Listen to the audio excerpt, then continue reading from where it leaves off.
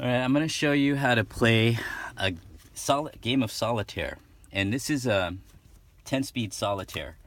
The reason why I call it 10-speed solitaire is because I developed this solitaire version after I developed the game 10-speed. You could see that on my channel somewhere. But what you do is you bring a deck of cards with you anywhere you go. If you want to work with your child on how to add and adding skills, this is one of the most important skills they're going to need to learn how to do. You're going to want to you might want to explain to them how when you see a 7 and a 3, 8 and a 2, 9 and an ace, you 6 and a 4, you see those combinations, then you're going to get, that's how you get to 10 really fast. Any face card is already 10. So if your child can identify that, then that's an easy win for them. They just grab those, put them in a pile to the side. And we got a 9 and another 2. Now, what you're going to try to do is, with these 5 cards, make a 10. Either 10, 20, 30, or 40. Now, in this case, you could do it, but you'd have to grab 4 cards. Can you tell what 4 cards you would need to get to 20? Now, that's how we would talk to a child. It's like, okay, I got 5 cards in front of me here. Which 4 cards can you use to get to 20? And they would say, oh, well, if they could see it, they would say 7, 9, 2, and 2. And what you want them to start seeing is that if you take the 9 and one of these, and then you could take the 7, this one, and those 2, and you'd end up with 20. Okay, the common pattern that you would see then is 7, 4, and 9. If you see a 7, a 4, and a 9, then you already have 20. Then when they get that, or you guide them to that understanding, then they could go ahead and put it in that pile. If you put these cards down and they see face cards, they're going to automatically pick that card up and put it over there. Now you could play with them, or you could play, they could play it on their own. Now this is kind of obvious, but it's not obvious to everyone. Again, it's good practice for 2nd graders. Even 1st graders can play this game. You say, I need you to get to 10. So how are you going to get to 10? Well, some kids will say, well, you could see the 5 and 5 here. I said, yeah, you can, can't you? Is there another way to get to 10? Well, yeah, you could take the 5, the 4, and the 1, which is another variation of 5 plus 5. Okay, so 5 plus 5 plus 5 plus 5, you got 20 here. So you could take all 5 of these cards and put them over here. Now, as I'm laying it out, after a while, the kids will catch on and they'll say, well, that's worth 10. Just put it over there already. They'll just start grabbing that, put it over there so you can clear some space. This is worth 20, so put that over there. And then at the end of it, you reinforce by counting all the cards in the pile again and show them the patterns they had already seen. So face cards are already worth 10, so let's pull that. Jack, queen, queen. Those are worth 10. Oh, let's pull that. Queen, pull that. All right, so now you get to this situation and you have to ask your child, or the child has to think to themselves, how am I going to get to 10 here using this set of 5 cards? Can you see it? Okay, well, you can just get this 3 here and the 7 here. Can you see how to get to 10 here? Yeah, very good. You can see that a 6 and a 4 will do it, but there's another way. If you really want to challenge yourself and prove that you're advanced, you could get to 20, couldn't you? How could you do that? You could go 8 plus 8 plus 4, and that's a variation on understanding that 8 plus 2 and 8 plus 2 is going to be a 10 plus a 10, which is 20. So 8, 8, 4. And the nice thing is, this one still works. So we'll take the 6 and 4 as well. Now some kids will be able to see right now that they've already got something that works. You can go one of 2 ways with this set of 5 cards. Can you see the 2 ways that you can make 10? Well, yeah, you can. It's right here. 7, 2, and 1 is like saying 7 plus 3 is 10. But you could alternatively gone 6 plus 1 plus 1 plus 2. Because 6 plus 4 is also 10. So we're going to take this one because it moves more cards.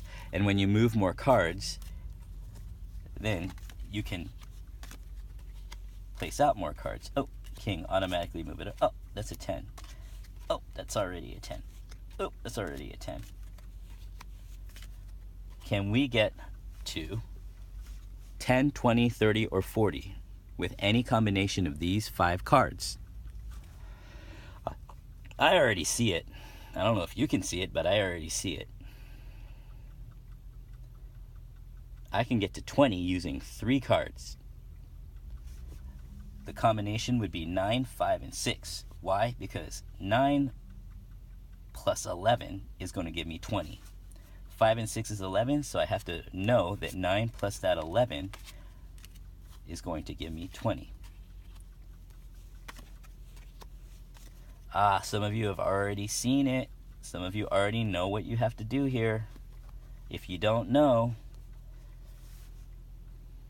let's do this together. 7 and 3. That combination will always work to get you to 10. Now, a lot of people say, how did you figure out that 5 cards is the number that you need in order to have a challenging set and not get caught? Well, you will get caught occasionally. Like if you had a 9, 9, 9, 9, and a 7, you can't make 10 out of that.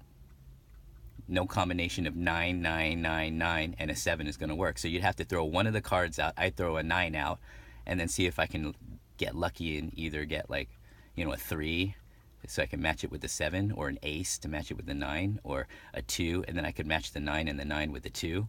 But when you have a problem like that, then you just take, whatever consequence, or take 20 points off or whatever from your total.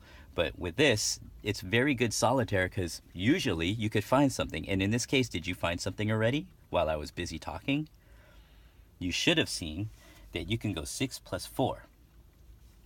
But if you're smart or clever, there's alternatives, aren't there? I don't know, are there? Is there another way of going about it?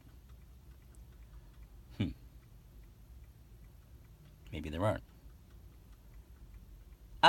6 plus 5 is 11. 11 plus 9 is 20. So that's actually the bigger payoff. Because like I said, I like to clear more cards to make sure I don't get stuck. Joker's worth 20. Move that over. Do you see how you can get to a multiple of 10? I already see it. The obvious one is 7 and 3. That's a 10. But you know what? There's something already over there, and some of you can see it, huh? That's a 10. That's a 9. That's a 1. Or an ace. So 9 plus 1 is 10. That's obvious. But some people are stuck right now. They're saying, well, I don't have anything left. And then I would look at that child and say, I think you got something. You just got to look a little harder. Oh, yeah. 8 plus 8 plus 4 is 20. Because I borrow 2 of the 4 for my 1 10, and I borrow 2 of that 4 for the other 8, and then now I got another 10. So this is how you reinforce. After you've already played the game, you just go like this. Okay, what's that? 20, 30, 40, 50, 60, 70.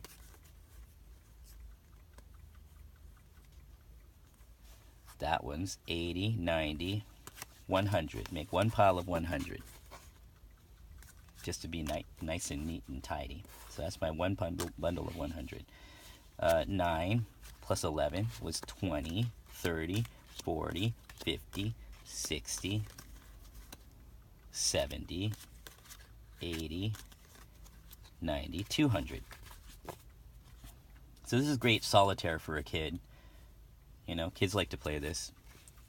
I'd be surprised if your child didn't like to learn tens, because they're pretty easy, but it's something you have to know rapid fire. 10, 20, 30, 40, 50, 60, 70, 80, 90, 100. That's 300.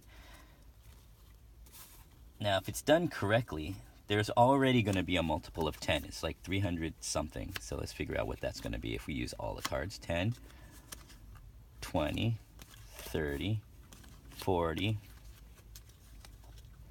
50, 60, 70, 80. So I have 380 in this deck. I guess that's the right number. So, anyways, hope you enjoyed 10 Speed Solitaire, or 10 Solitaire, whatever you want to call it.